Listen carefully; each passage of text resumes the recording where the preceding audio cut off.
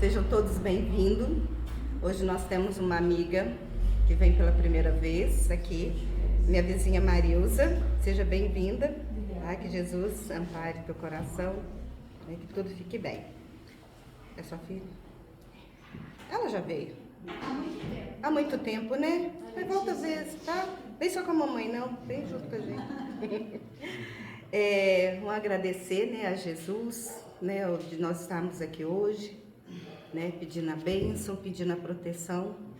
E aos nossos irmãos internautas, né, nós temos umas atividades aqui na casa, que toda segunda-feira, de 20 às 21 horas, nós temos estudo online. Quem quiser participar, é só falar conosco, que nós mandamos o link, né, da sala de estudos. Estão estudando conduta espírita. Muito bom. Às terças nós temos também estudo, esse é presencial aqui na casa, 19h30 às 20h30. Nós estamos lendo a Gênese, estudando a Gênese, que é interessante. Estou me surpreendendo cada vez mais, né, com os ensinos. E logo depois é fechado para os trabalhadores da casa, de 20h30 às 21h30. E às quintas-feiras nós temos a palestra pública aberta a todos, convidamos a todos para vir participar conosco. É um momento de nos unirmos, né, de aprender cada vez mais, né, com nossos irmãos que vêm, né, palestrar, vêm conversar conosco. Às segundas-feiras temos a evangelização das crianças, de 20 às 21, né? Que antes nós tínhamos uma salinha à parte, agora não temos, aí temos esse estudo para elas separado, mas acho que elas estão aproveitando mais, né? Então, só por conta disso. Temos uma biblioteca, né? Fica atrás aqui dos bancos, livros doutrinários, romances espíritas e livros que muitos das nossas casas não têm, nós temos eles aqui, são livros assim, muito antigos, né? Mas são, né, bons demais, é bom os nossos conhecimentos, tá bom? Lemos também toda quinta-feira um trecho, né, um texto do livro Vida Feliz, psicografado por Divaldo Franco, ditado pelo Espírito Joana de Ângeles. Então vamos lá. Apresenta-te sempre bem, quanto te seja possível, sem o excesso de esmero, parecendo manequim ou descuidado, qual se fosse uma pessoa displicente. A roupa é feita para o homem e não este para viver em função dela. As modas são caprichos de mercado para granjear recursos, estimulando a insensatez e a imaturidade das pessoas. O traje asseado que proteja o corpo, embora ultrapassado, é mais importante do que o último figurino em exibição, muitas vezes ridículo. Não te atormentes em face da insignificante justificativa de não estarem na moda, sempre de passagem. Realmente, né? Moda é uma coisa que é ali, momento. O importante é você estar bem, né? Vestido pode ser o mais simples, né? Mas às vezes é até muito mais bonito do que essas roupas extravagantes, né? Então não adianta querer ficar na moda só para aparecer. Então vamos fechar os nossos olhos, tranquilizar os nossos corações, elevando o nosso pensamento a Deus, a Jesus, nosso Mestre, agradecendo mais uma vez por estarmos aqui presentes, neste momento, nessa casa de amor e luz, onde todos são envolvidos pelas benesses que vêm do alto. Jesus que nos protege, que nos ampara, vem estar conosco, tocando os nossos corações, abrindo a nossa mente, para que possamos assimilar o estudo de hoje. E que os bondosos amigos, amparando a nossa irmã Andréia, que fez o estudo com muito carinho para nós, falando deste momento, né, em que esse mês é dedicado às mulheres, às mães, mas sabemos que são todos os dias. E que Maria Santíssima, Mãe de todas nós, que nos proteja e nos ampare, para que possamos suportar com dignidade, com benevolência, e com muito amor a todos os nossos filhos, independente de ser mãe física ou não. E que Jesus toque no coração de cada um e dos irmãos que não puderam vir. E a todas as mães, tanto encarnadas quanto desencarnadas. E agradeço mais uma vez a presença de todos. Que assim seja. Graças a Deus, graças a Jesus. Andréia, por favor, Andréia da FEAC vai falar para nós hoje sobre maternidade. Fica à vontade. Boa noite. Enquanto a Eliane falava, me lembrei de ter assistido um videozinho hoje, e ele mostrava uma pessoa conversando, que foi um médico, e no assunto deles lá ela estava explicando que ela não acreditava nessa figura que elegeram da Nossa Senhora, né, da Virgem Maria e outros nomes, né, que se costuma se dar à Mãe de Jesus. E ela dizia assim: o senhor, por exemplo, é um médico. Quando eu venho aqui, e aí a enfermeira, a secretária que me atende lá na sala de espera, vira e fala assim: olha, ele não está, mas se você quiser, eu peço a mãe dele para te atender. Vê lá se eu vou querer ser atendido pela sua mãe. O médico é você. Foi você que estudou, foi você que fez a faculdade, é você que tem experiência, que se formou, que fez as residências, que tem, né, todo o preparo para me atender e me auxiliar naquilo que eu preciso. A sua mãe não é uma médica. Então, eu entendi que ele estava, como assim, fazendo uma crítica a essa adoração a Maria, a fazer pedidos para ela ao invés de fazer pedidos a Jesus, né? Então, vê lá se eu vou fazer um pedido para sua mãe, vê se eu vou aceitar ser atendido pela sua mãe. E aí ele disse assim, depois que a pessoa falou, né, usou, né, vários argumentos, realmente, você tem razão. A minha mãe não é médica, minha mãe não fez medicina, né? Quem estudou todo esse tempo, desde não sei quanto, há tantos anos me dedicando, não só para estudar, como para praticar os estágios, os apertos que a gente passa durante o curso de medicina, fui eu. Mas eu vou te falar uma coisa, se você viesse aqui fazer uma cirurgia comigo, e se eu te cobrasse 30, 40, 50 mil reais para fazer essa cirurgia, já agendada, e minha mãe falasse assim, não atende essa mulher, eu não ia atender. Ou se a minha mãe falasse assim, atende essa mulher gratuitamente, eu ia obedecer a minha mãe. Então ela pode não ser a médica, mas é ela que me orienta. Eu achei tão bonito isso. Né? Não bonita a história em si, porque a história é de uma crítica, de um enfrentamento, né? Talvez julgando o que dizem da adoração de imagens, né, no catolicismo. Talvez isso, pelo que eu entendi, né? Como eu ouvi só uma vez, assim, foi rapidinho, foi hoje, não deu tempo muito de eu elaborar.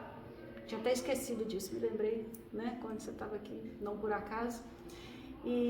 Mas eu achei muito interessante que ele colocou o valor da mãe dele ali, né? Se a minha mãe falasse, mesmo você recebendo 50 mil reais, com cirurgia marcada, hospital reservado, toda a equipe médica ali te esperando. Se a minha mãe dissesse, não faça a cirurgia, eu não ia fazer. Que bonito, né? E aí, até inspirada mesmo nessa data, o que a gente pensa nesse período é, né, nessa tal dessa maternidade. Mas o que é isso, né? E eu fiquei pensando assim, como abordar isso. E fiquei pensando na minha experiência de mãe, sou mãe de 3, né? Estou ouvindo a Letícia dizer de mais 3 peludos, né? Assim, achei que você ia falar, eu já ouvi aqui, sem você precisar dizer, né? Fora a mãe dos bichinhos que tem lá em casa, que ela brinca que eu sou vó, não sou vó, sou mãe, por enquanto. E nessa experiência, é uma experiência gratificante? É uma experiência difícil? Muito, né? Muito difícil. E muitas vezes a gente não sabe o que fazer, então é um desafio. E quando eu falo dessa experiência de ser mãe, estou falando para os homens também, né? porque nada é diferente da experiência de ser pai. As preocupações, as decisões que a gente tem que tomar, né, diante das situações que se colocam. E quem tem mais de um filho também sabe o como que é difícil tomar uma decisão para um e para outro, né? Hoje, uma paciente minha brincava, reclamando que os pais dela viajaram e trouxeram presente para as filhas, são 2 filhas. E eles trazem tudo igual. Porque eu não sou igual a ela, por que tem que trazer tudo igual? Então eles trouxeram 2 disso, 2 disso, 2 disso, 2 disso, tudo 2. E ela é irritada com isso. Eu não sou igual a minha irmã. E lá em casa, uma das coisas que eu falo sempre também com eles é isso, né? Às vezes eles perguntam, mas por que você fez isso pro fulano e não fez pra mim? Porque fulano é fulano, você é você. E a gente tem que tratar diferente, porque são diferentes, né? São espíritos diferentes. Na nossa casa tem idades diferentes. Então, são diferentes sim. Às vezes a gente tem um discurso de oferecer a mesma coisa, né? Criar os filhos igualmente. Mas nós sentimos, nós sabemos que eles não são iguais. E tem outra coisa. Enquanto espíritas, sabemos que são espíritos muito diferentes, com bagagens muito diferentes, com histórias que a gente nem faz ideia quais são, mas a gente sente, né? Alguns filhos a gente diz que são amigos antigos, outros a gente sente que são mais recentes. Mas enfim, fiquei pensando nisso, né? O que falar sobre a maternidade? Porque eu também não posso tirar só por mim. Há alguns anos fui convidado para trabalhar num curso de gestantes que a gente tinha lá na FEAC, né? Depois da pandemia, infelizmente ele não voltou. E um dia eu contando isso para o meu pai, falei, meu pai, me chamaram para trabalhar num curso de gestante, vamos lá ajudar, né? Dar aula para as meninas carentes, gestantes carentes. E aí ele falou, por que, minha filha? Eu falei, como assim, por quê? É porque você tem muito filho? Eu falei, não. Porque acharam que eu podia fazer isso, é por isso. Mas assim, é uma experiência muito interessante, né? Porque são meninas, às vezes, de 14 anos, às vezes tinha algumas acima de 20, mas a maioria estava ali, né, nessa faixa de 16, 17 anos. Muitas chegavam com a primeira gestação, outras chegavam com a gestação e mais 6, né, levando né, todas as outras crianças, porque era assim que funcionava o curso. E é muito interessante você ver, só que aí, quando você vê a maternidade sob esse lado, ela é outra coisa. Você vê um montão de jovens com muitas dúvidas, com muitos medos, com muitas preocupações do futuro dela própria, quem dirá dos filhos, né? Então é uma forma muito diferente de você ver o que é ser mãe, o que é ter a responsabilidade de uma criança na sua vida, né? Então foi uma experiência muito interessante nesse sentido de começar a ver a maternidade sob outro aspecto. E às vezes não tão positivo assim. Muitas meninas diziam que estavam engravidando, né? Porque ela gostava muito daquele rapaz, então ela queria engravidar, porque assim ela ia ter vínculo com ele para sempre. Outras para poder ganhar mais um pouquinho no Bolsa Família, salário família, enfim. Né? Tem isso também. Então, o nosso papel lá nesse curso de gestantes era muito isso, de levar, lógico, os esclarecimentos da gestação. Elas tinham aula com médicos obstetras, né? Falavam sobre esse momento do parto, com enfermeiras que ensinavam a cuidar do bebê, a dar banhos no bebê, médicos pediatras que já passavam algumas instruções de como cuidar do bebê depois, né? Com psicólogos. E interessante também com advogados, porque era uma necessidade delas. Muitas vezes isso, precisava saber sobre uma pensão, precisava saber sobre a guarda desse filho, precisava saber o direito dela nisso ou naquilo, né? Então, elas tinham muita demanda do advogado.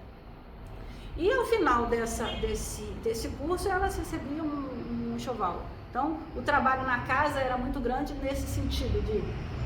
tinham pessoas para dar as aulas, tinham pessoas para acolher essas meninas, tinha acolher assim na hora da chegada, direcionar para que sala que elas iriam. Tinha outras pessoas para conferir a documentação, porque era obrigatório para comprar Natal em dia, elas tinham que levar carteirinha de vacinação e tudo mais. Tinha pessoa para preparar lanche, porque elas recebiam lanche quando chegavam. Tinham várias pessoas para poder ficar com as crianças, e as outras crianças que já vinham, né? As maiorzinhas que vinham com as mães, tinha o momento da evangelização. E tinha uma outra equipe que ficava na salinha fazendo enxoval. Um trabalho muito bonito, né? Em nome da maternidade. André, um lanche muito bom, porque eu estava lá numa época que foi da Casa Espírita. Não era da Casa Espírita, não, né? Era da FEAC. Não, da Casa Espírita era excelente. A melhor hora era a hora do lanche. Não é? Muitas são por causa disso, mas é ótimo. E é muito gostoso, né? E aí a gente prepara mesmo. As pessoas que estão ali se preparam e faz aquilo com muito carinho, né? E eu nem era espírita, mas eu participava há 24 anos atrás. Muito bom essa experiência. E é um ambiente gostoso, né? Mas que faz a gente ir refletindo a respeito disso. E aí também, leva a gente a pensar que maternidade, dependendo do contexto, é completamente diferente. Para um médico obstetra, o que é maternidade? É ali o trabalho que ele tem lá para fazer o parto, para acompanhar, né? Me lembro até de um questionamento nesse curso de gestante, em que as meninas, eu ia perguntando para elas, né? Mas né? Como é esse momento? Como é que vocês estão vivendo esse momento? E aí elas começavam, em geral, a maioria delas tinha muito medo, principalmente no momento do parto, né? Mas por quê? Qual que é esse medo? Eu não sei. Então vamos fazer o seguinte, vamos pensar aqui. Quem é que pode esclarecer pra gente sobre parto?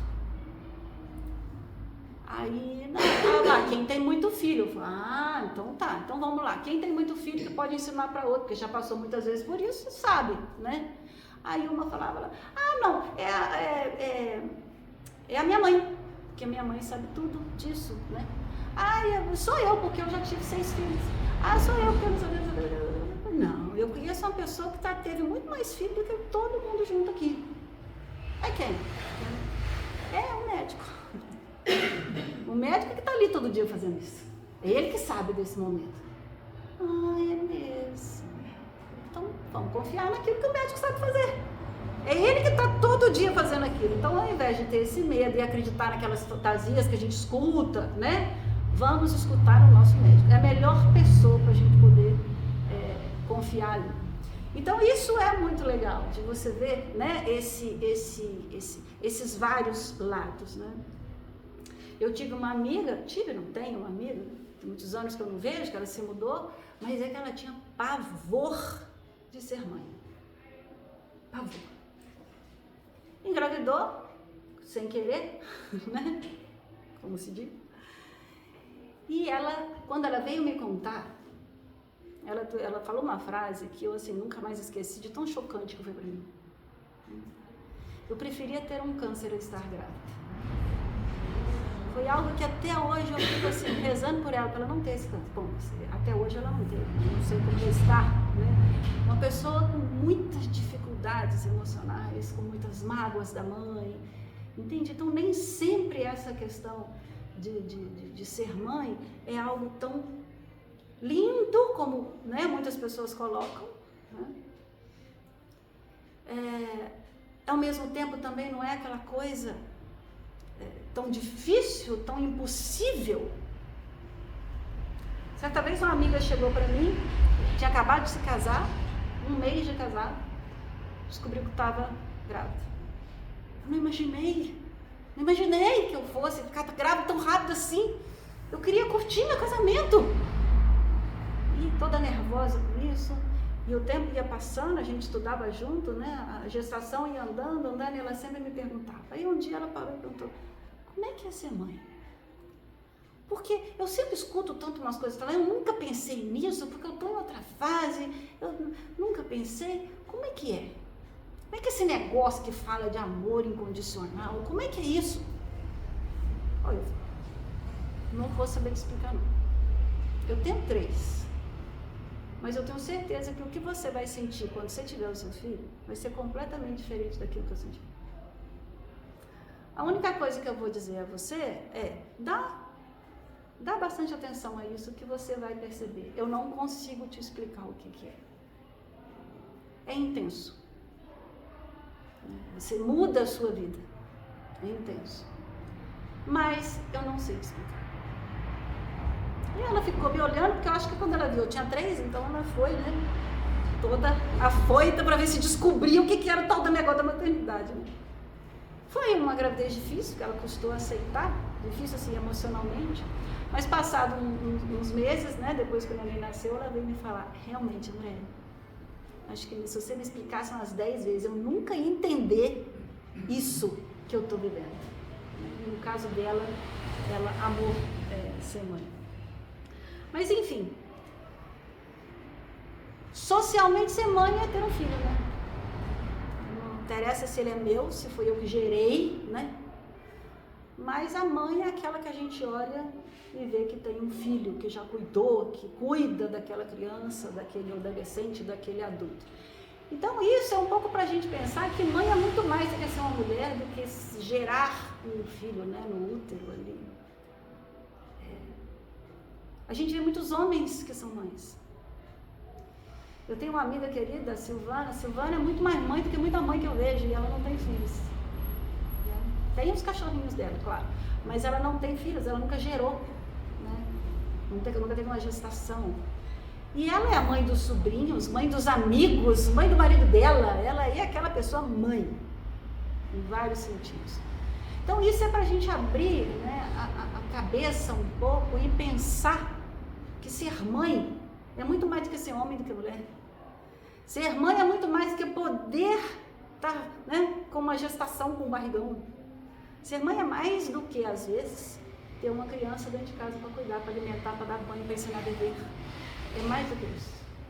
É uma outra, né, uma outra postura.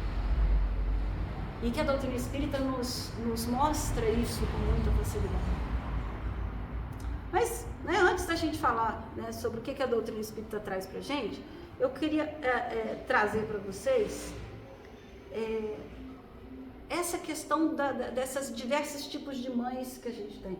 E aí é um convite para a gente poder analisar, né, o nosso estilo, nosso jeito, né, de cuidar do outro. Então a psicologia traz um estudo que se chama estilo parental, né? São formas com que eu convivo com os parentes, né? No caso aí, especificamente com os filhos. E aí ela coloca 4 estilos de convivência que eu posso ter.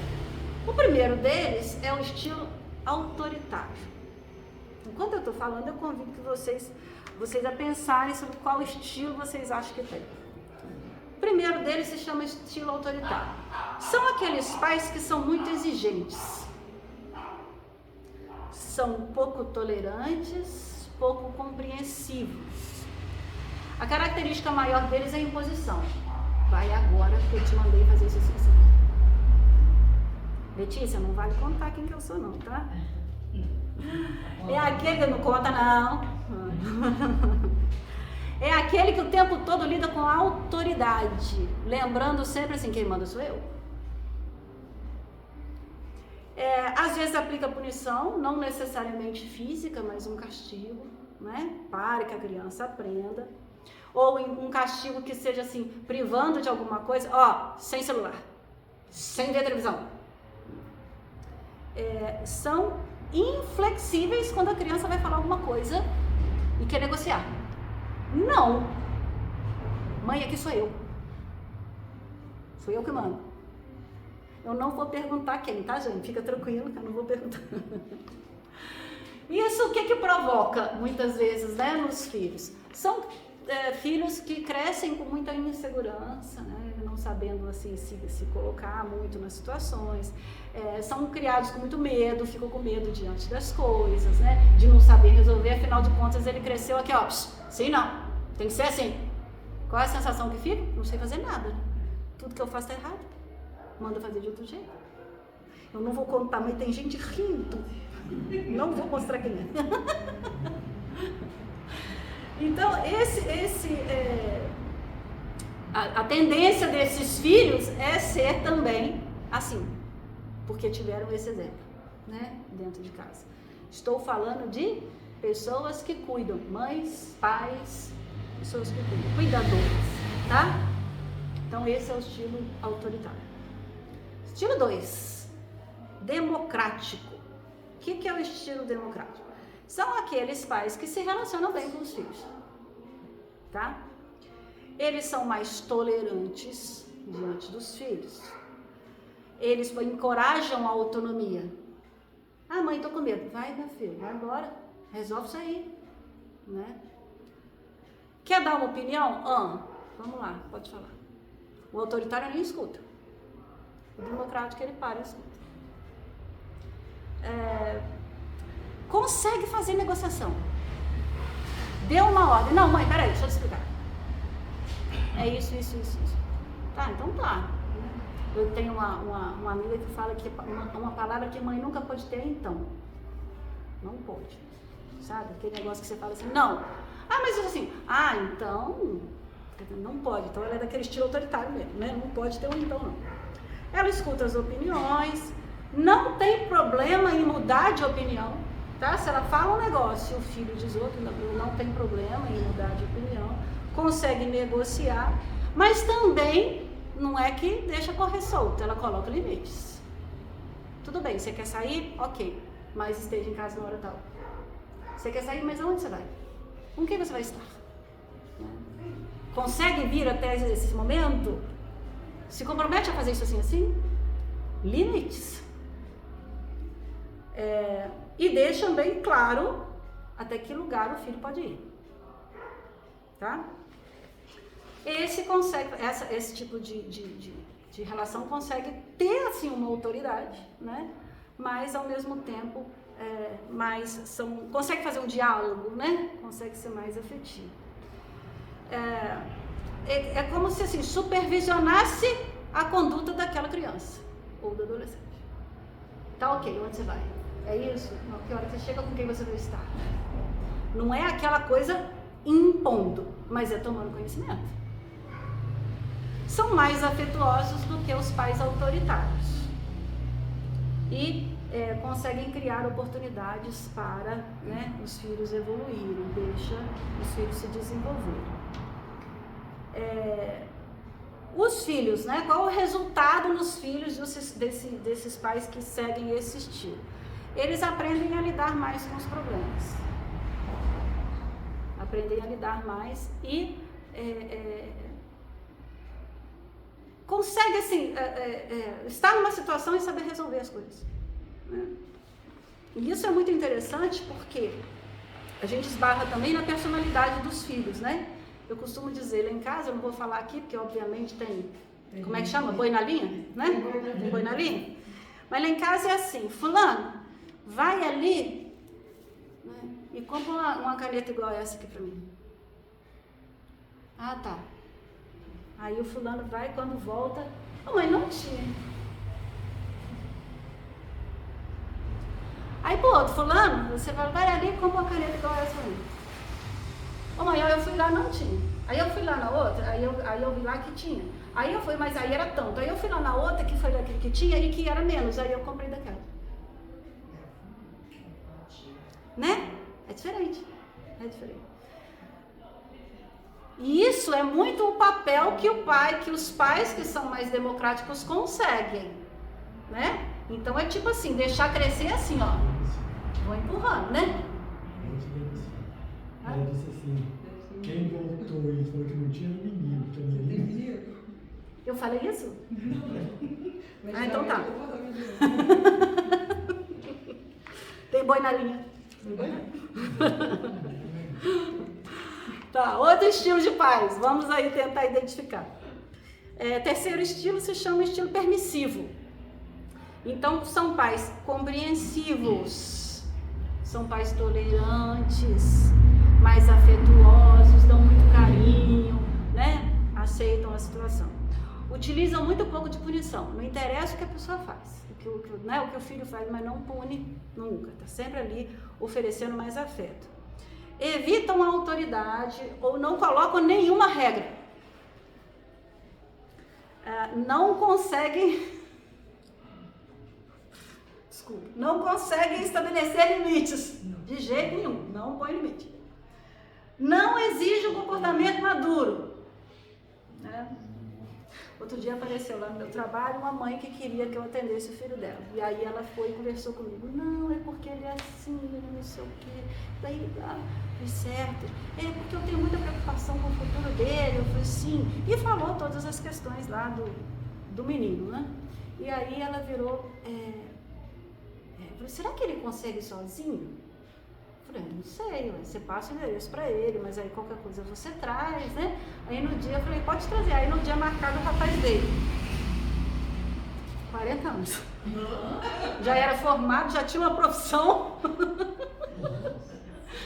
Mas ele se comportava igualzinho, ela tratava ele. Ela tratava com essa assim, sabe? Falando das dificuldades, que ele não conseguia fazer isso, não conseguia fazer aquilo. E ainda perguntou se ele conseguia ir sozinho. Sabe?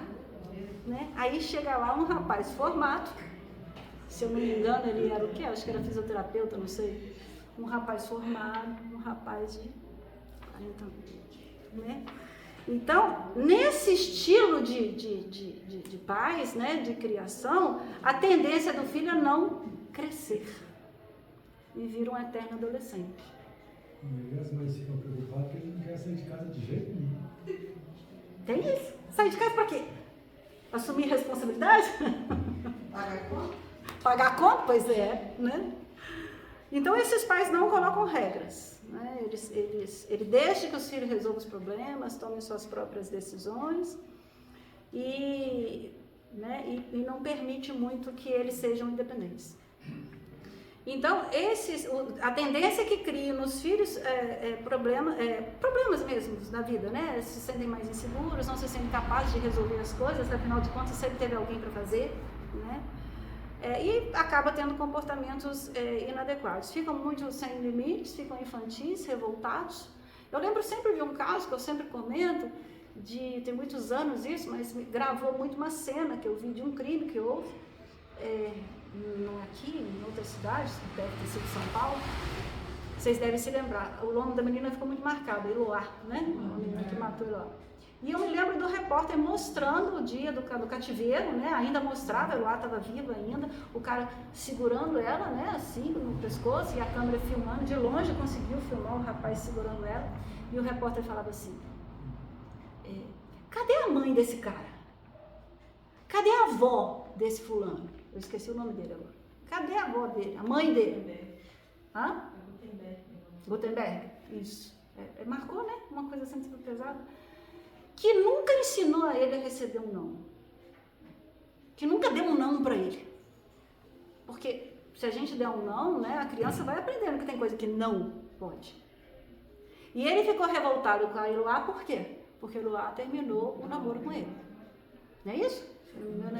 Então me marcou muito a fala do cara, do repórter lá que estava, né?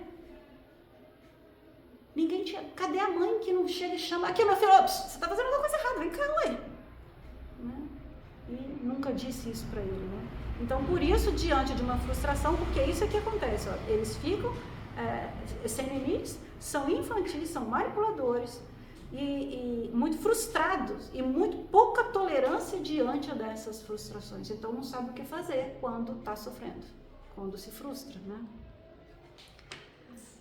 E o último estilo se chama estilo negligente, que são aqueles pais que não são exigentes, são pais que não são dedicados, ele tende a ser centrado em si mesmo.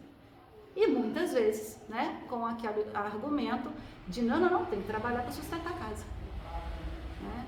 Então, não dá a atenção devida. Né? Eles não são afetivos, não são compreensivos, se colocam na maioria do tempo à distância. Mesmo estando ali fisicamente, às vezes o filho está ali do lado, ou está vendo uma televisão, ou está no celular. Né? Então, ele responde muito pouco às necessidades dos filhos, né? Ele não conhece muito bem, não fornece nenhum tipo de cuidado e não tem nenhuma também atitude de conter, de impor limites, de dar algum tipo de explicação, né? Então, está completamente ausente. a tendência também é criar filhos que se sentem completamente inadequados, porque, né, a sensação é de que eu não tenho o menor valor, né? Então, qualquer lugar ele acha que não é o lugar dele, né? Porque se um pai não dá uma atenção, a criança nasce, né? A criança cresce com a ideia de que eu não mereço a atenção de ninguém, então eu sou muito pouco valorizado, eu tenho muito pouco valor, tudo que eu faço é errado, então acaba sendo retraído, não se relaciona socialmente, né, com ninguém. Então, né, lógico que é algo para a gente pensar, isso são estudos, né, da psicologia, é algo para a gente pensar sobre os nossos próprios estilos, aquilo que a gente age dentro de casa. Não existe um estilo próprio, né, um estilo próprio, eu digo assim, próprio não é a palavra, é único, sabe? Eu sou assim, né? Eu posso mudar, eu posso ir aprendendo com o tempo a fazer uma coisa ou outra. Eu posso ser permissivo com um, eu posso ser autoritário com o outro, mas a gente vai, né, às vezes mesclando um no outro. Mas o mais comum é de a gente ver essas fases. A gente é assim numa fase, depois a gente enxerga uma coisa, muda para outra, e vai mudando para outra. Então é para a gente pensar um pouquinho nisso e nas consequências que aquilo pode provocar, né, nas crianças, né, nos nossos filhos. Então agora cabe a gente pensar o que a doutrina espírita fala pra gente a respeito de maternidade. O que é isso? O que é essa experiência de ser mãe? No Livro dos Espíritos, na questão 890, Kardec pergunta assim: será uma virtude um amor fraterno ou um sentimento instintivo, comum aos homens e aos animais? Então a pergunta dele é isso: maternidade é algo assim que é dos homens ou é igual que a gente vê, né? O bicho matando para defender o filho, a gente vê esse ataque quando, né, a cachorrinha, por exemplo, teve os filhotes, ela fica mais, né, quer guardar aquilo, né? A cria dela. E aí os espíritos respondem: é uma coisa e a outra coisa. Então são as duas coisas. A natureza deu à mãe o amor a seus filhos, no interesse da conservação deles. No animal, porém, esse amor se limita às necessidades materiais. Então o animal está ali para tentar suprir a fome, está de barriguinha vazia, ele tem que dar um jeito de suprir a fome, né, do seu filhotinho. Mas cessa quando desnecessário se tornam esses cuidados. Então, por exemplo, quando aquele filhotinho já está maior, ele não tem mais a necessidade da mãe. Já está andando isoladamente, não precisa ter essa proximidade com a mãe. No homem, isso persiste pela vida inteira e comporta um devotamento e uma abnegação que são virtudes. Então, essa sensação, essa habilidade, né, que se desenvolve dessa maternidade, leva para a vida, para a reencarnação inteira. Sobrevive até mesmo a morte do corpo, não é? E acompanha o filho até além de tudo. Bem vedes que há nele coisa diversa do que é no amor do animal. Então, com isso, ele faz uma diferença entre esse amor do animal. Então, é instintivo? É. Dizem que os bebês todos são lindos para a gente se apaixonar e não abandonar eles, né? Às vezes a gente está tão cansado que a vontade mesmo é de deixa o bichinho dormindo, vamos viver a vida, vou esquecer que isso aqui aconteceu. Mas dizem que eles são tão lindinhos, tão fofinhos, tão cheirosinhos, que é justamente para a gente se agarrar mais, se apaixonar mais e ter mais esse cuidado. Isso é instinto. Mas a responsabilidade, a amorosidade, a necessidade do cuidado, isso é só do ser humano. No Livro dos Espíritos, na questão 189, né, Emmanuel vai comentar que vai perguntar o que a mãe deve fazer, né, o que os pais devem fazer para cumprir os seus deveres e conduzir os filhos para o bem, né, para a verdade. Então, Emmanuel vai dando alguns conselhos. Então, ele fala assim: no ambiente doméstico, tenha um coração mais leve, né? Seja mais maternal, compreenda mais, né? Faça sacrifícios pela sua família, cuide mais, com mais carinho, e se preciso, renuncie a alguma coisa para cuidar desses filhos. O amor maternal é o amor de Deus. É o que Deus colocou na sua infinita bondade no coração de cada pessoa, para que cuide da sua prole, né, da sua cria. A mãe da terra deve compreender antes de tudo que seus filhos, primeiramente, são filhos de Deus. Tá aí uma tarefa complicada, né? Tá aí uma tarefa complicada. Chega na determinada idade, então, que eles acham que eles vão embora, né? Deve dar um desespero isso. Então, é preciso compreender isso. É preciso compreender que cada um constrói o seu caminho. Cada um constrói o seu futuro. Lá em casa, há pouco tempo, certa pessoa dizia assim: mãe, que faculdade que eu faço? Eu não sei. Mas mãe, o que eu vou fazer? Eu não sei. Mas você tem que me ajudar, mãe. Eu falei: eu te conheço. Primeira dificuldade, mas foi você que mandou eu fazer essa faculdade. Né? Não é? Mas ficou brava, a criatura ficou brava, porque eu não disse que faculdade que ela queria fazer. Né? Escolheu. Na hora que ela escolheu, eu falei: muito bem, que bom, você vai gostar. Mesmo sem eu ter ajudado na primeira dificuldade que você falou, mas mãe, você falou que eu podia. Estou fazendo tudo errado. Eu tive culpa. Mas é isso, a gente entender que as pessoas têm os gostos. Não adianta eu querer que você seja um engenheiro, se desde pequeno eu vejo que você não tem habilidade em matemática. Você está querendo realizar o sonho de quem? Meu ou seu? Então, é nesse sentido, né, que a gente tem que buscar orientar aquelas pessoas que estão perto. Qual é o seu gosto? Quais são as suas tendências? E aí, é preciso ter esse olhar. Então, é compreender que eles têm algo a cumprir aqui. E que esse caminho, às vezes, que a gente acha, né, que a gente vai influenciar, e muita gente acha que eles têm que ser a continuidade nossa. Não. Às vezes eles vão fazer algo completamente diferente daquilo que a gente é. É lógico que a gente tem que ir polindo, né? Mostrando, ajudando, oferecendo aquilo que a gente acha de melhor, né? Na educação, no exemplo. Mas quem escolhe o caminho são eles. Eles próprios. Isso é a parte mais difícil do negócio. Entender que eles não são a gente. A criança, quando ela nasce, ela acha que ela é uma extensão nossa, da mãe. Porque ela estava aqui dentro. Depois ela estava aqui, o tempo todo agarrada. Fica praticamente 1 ano depois de que nasce, grudada no corpo da gente, né? Assim, lá pelo 1 aninho que começa a andar, é que a criatura começa a correr para lá e para cá. É só nessa época que a criança começa a perceber que é um ser diferente. Porque até então ela acha que é um bracinho nosso. Isso, gente, não acontece só com a criança. Acontece com a gente também. E aí a gente acha que a autoridade nossa toda, da vida toda daquela pessoa é nossa. Seja porque ela foi gerada por mim, ou seja porque fui eu que cuidei, eu que dei banho, eu que dei comida, eu que paguei a escola, eu que comprei isso, eu que levei para lá e para cá. Né? A gente precisa ter muito cuidado com isso. Principalmente enquanto espíritas.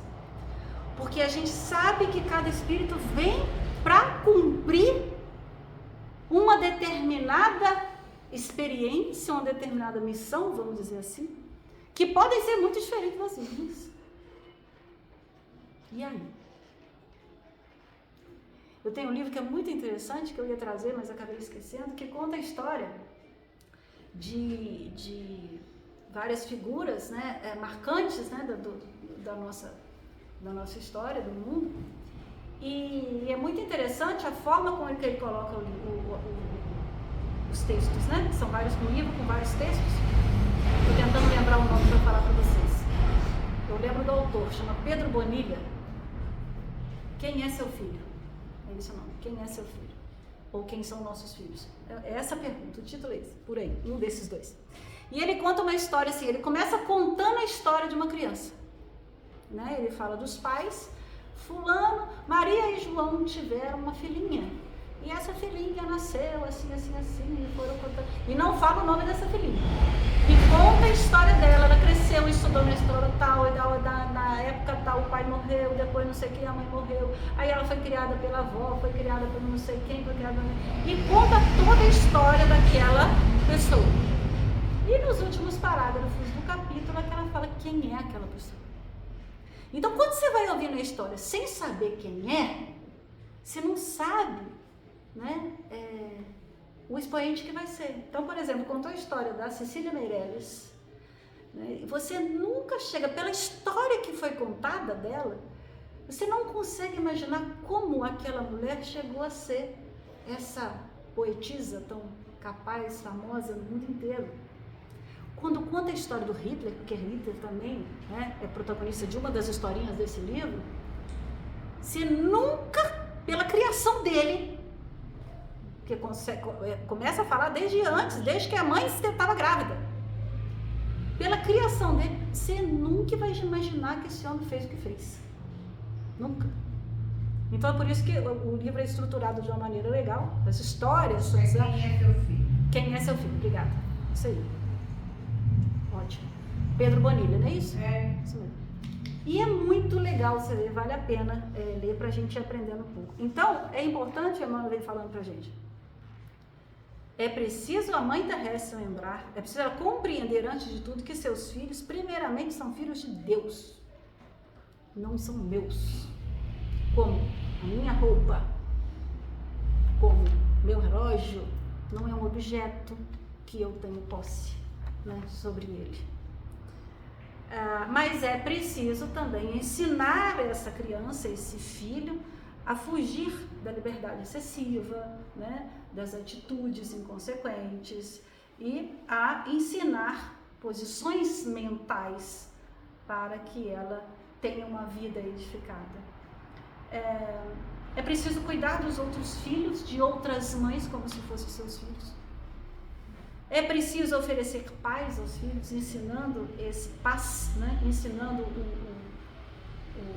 sobre o amor e ensinando também que toda dor é necessária e é respeitável, tem que acontecer, e quando, né, acontecer, ter o respeito a essa dor. Ensiná-los sobre as experiências que podem ser provas, que podem ser expiações. E aí ele aconselha, buscará na piedosa Mãe de Jesus o símbolo dessa virtude cristã, transmitida a todos, aos que cercam os dons sublimes da humildade e da perseverança.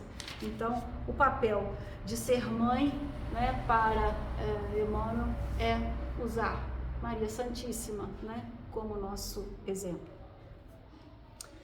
E pensando sobre, né, a reencarnação, essa função de ser mãe ou de não ser mãe nessa reencarnação. Olha que interessante esse texto de Divaldo Franco. Olha que interessante. As leis da vida permitem que o espírito utilize vários perfis na sua programação reencarnatória. Então, na minha reencarnação, eu já possuí vários perfis. O que é esse perfil?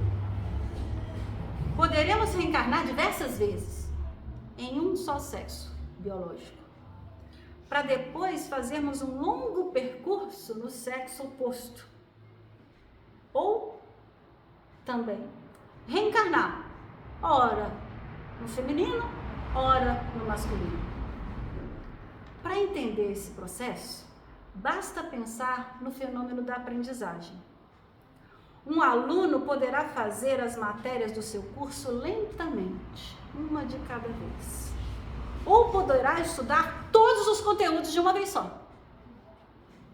Se ele tiver energia e capacidade para empreender esse esforço, a coordenação pedagógica da instituição vai permitir que ele avance mais rapidamente. Ele fez as várias matérias, fez as provas e foi aprovado. Outros alunos não receberão essa permissão para tentar um investimento tão ousado. que certamente vai ultrapassar a sua capacidade. Se ele apresentar o bom rendimento dentro de uma proposta simples, né, uma disciplina de cada vez, ele vai conseguir cursá-lo e uma de cada vez, a seu tempo. Ele vai alcançar o final desse curso. A estrutura íntima de cada um é que vai determinar a velocidade para que ele possa cumprir esses deveres, esses compromissos escolares. Esses conceitos também funcionam na evolução espiritual, que é, eu preciso desenvolver as minhas qualidades nas duas polaridades. Eu preciso desenvolver as qualidades femininas, eu preciso desenvolver as qualidades masculinas. Essas qualidades psíquicas, predominantes em uma ou outra polaridade, podem ser divididas em duas. A energia.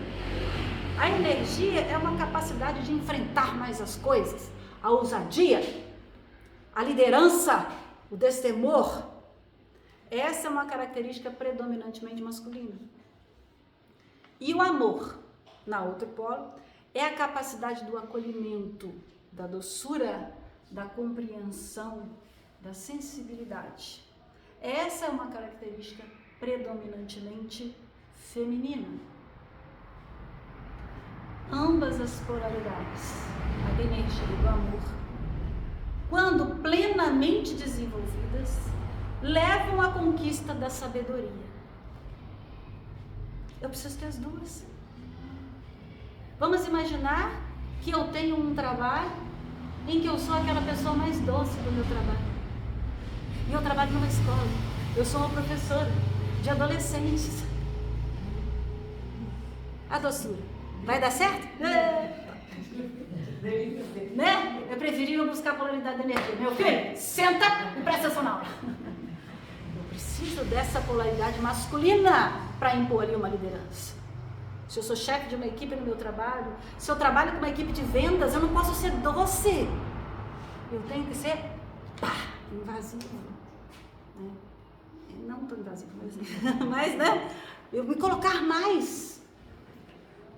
Ambas as polaridades, quando plenamente desenvolvidas, levam à conquista da sabedoria. Sendo assim, um espírito pode realizar grande parte da sua jornada evolutiva em um mesmo sexo, se isso for da sua preferência, desde que, ao longo dessas reencarnações, ele consiga desenvolver os valores evolutivos inerentes às duas polaridades, o amor e a energia.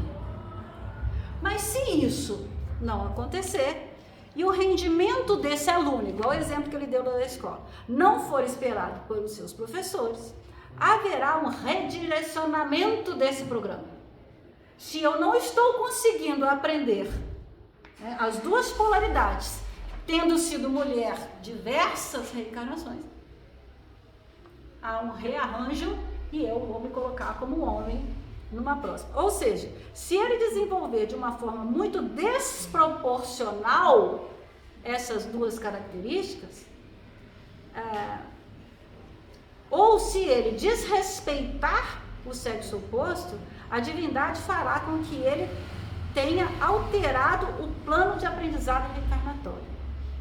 Deverá retornar ao corpo, alternando as experiências em um e em outro sexo, a fim de que os valores da masculinidade e da feminilidade sejam assimilados de uma maneira mais equilibrada, igualitária. A Joana de Ângeles, mentora espiritual, que me orienta, esse é o texto do Divaldo, né? Então ele está contando, Joana de Ângeles, a mentora espiritual que me orienta nessa encarnação, desenvolveu de forma bastante equilibrada as duas polaridades psíquicas. Até onde eu pude examinar, ela tem reencarnado sempre como mulher, nos últimos 2000 anos. Né? Divaldo contando isso. Eu não posso informar com certeza em qual gênero essa benfeitora teria nascido, né? Antes desse período, né? Ou talvez durante esse período, eu não sei, como quem diz, eu não sei se ela já foi, né? Nasceu como homem em alguma reencarnação, né? Ele só tinha conhecimento desses últimos 2000 anos. Talvez ela tenha experimentado a masculinidade numa época bem recuada, uma vez que ela apresenta simultaneamente a loucura de uma mãe e a energia de um verdadeiro líder. Ela apresenta essas duas polaridades.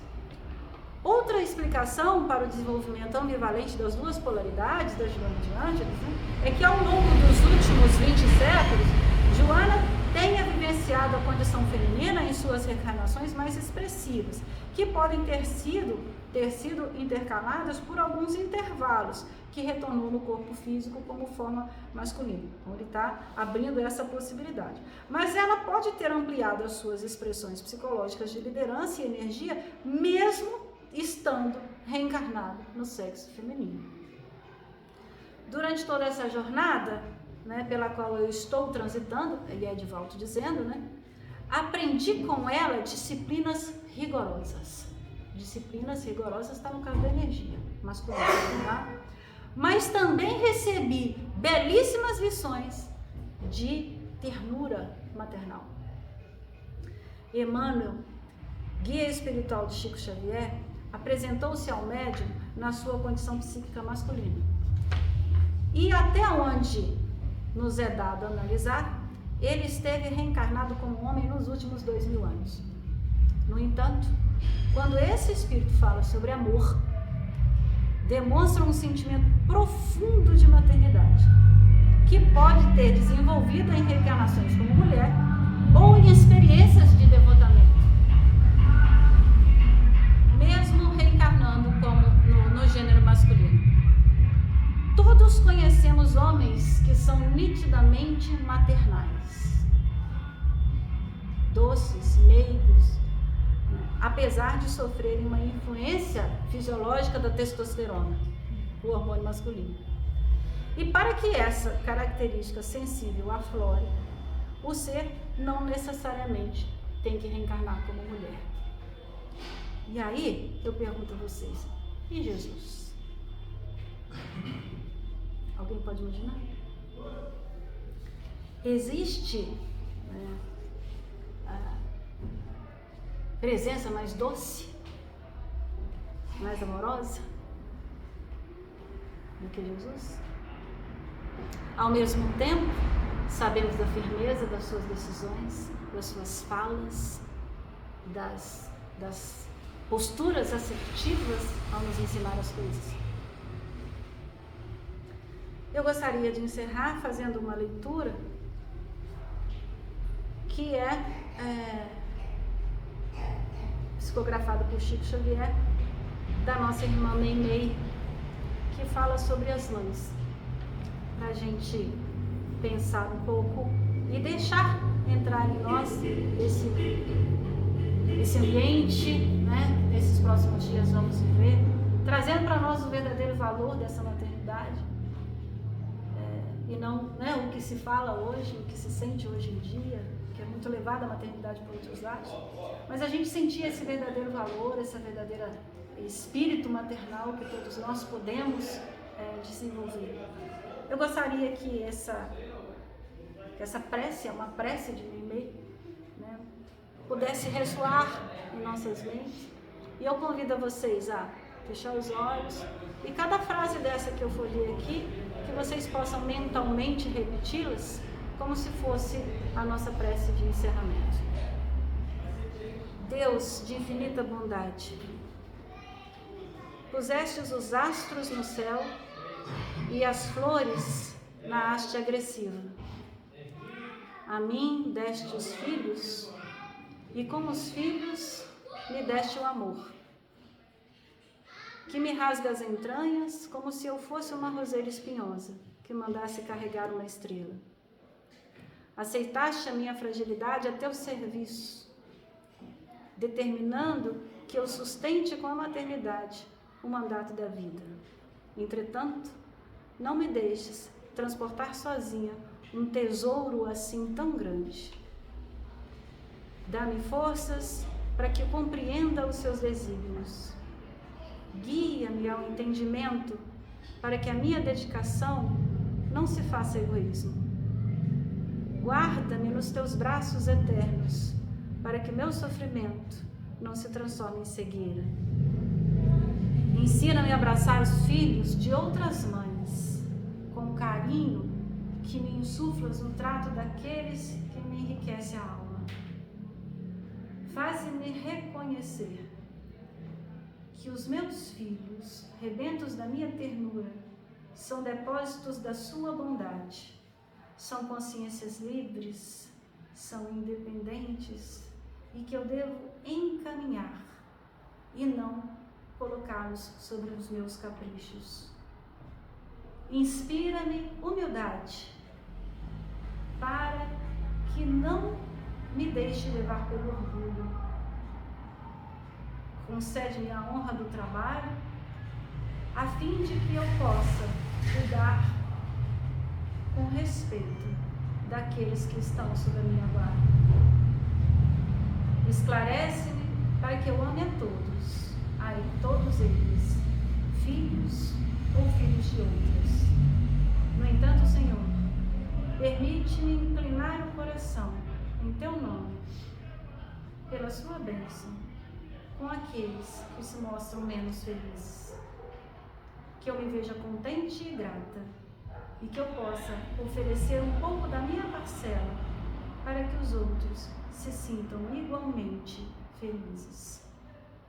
E no dia em que me caiba entregar os meus filhos aos seus compromissos ou para restituí-los às suas mãos, dê-me a coragem e ainda em meio a lágrimas que eu possa dizer em oração com obediência respeitosa à Mãe de Jesus: Senhor, eis-me aqui a sua serva, cumpra-se em mim segundo a tua palavra.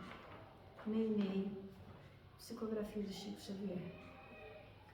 Que Jesus nos ampare, que traga em nós esse sentimento da verdadeira maternidade, que todos nós podemos ter, homens, mulheres, e que esse sentimento maternal possa, inspirado em Jesus e na Mãe de Jesus, fazer com que a gente olhe para todas as pessoas, filhos ou não filhos, com essa capacidade que a gente tem de oferecer a nossa amorosidade e a nossa energia.